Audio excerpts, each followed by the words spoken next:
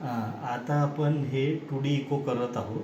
ह्याच्यात आपण इकडं स्क्रीन करत आहोत. ह्याच्यात आपण आता 2D इको करत आहोत. हा पेशंट आहे, हा यंग फिमेल आहे 25 वर्षाची. यांना चालल्यावर दम लागतो. तर ह्या पेशंटमध्ये आपण 2D इको करत आहोत. यांच्या BP नॉर्मल आहे, ECGमध्ये सायनस ब्रॅडिकार्डिया आहे आणि त्यांच्या जे हृदयाच्या नसा आहेत त्या बारीक झालेल्या आहे. एक्झामिनेशनमध्ये मिड डायस्टोलिक मर्मर असं आपण एक घटक असतं ते आहे. आणि आपण आता यांचं 2D इको वाल्वमध्ये यांना वाल्व एक छोटी झाली आहे. याला आपण मायट्रल स्टेनोसिस असं एक आजार असतो.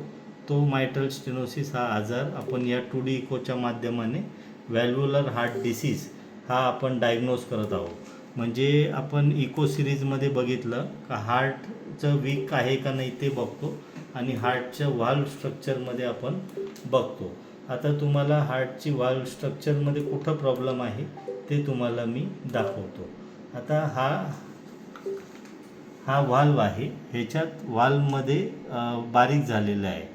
तर इकडं रक्त मिसळीत होत नाही आणि इकडं तो ब्लॉकेज आपण या 2D इकोच्या माध्यमाने एकदम डायग्नोज करत आहोत. धन्यवाद.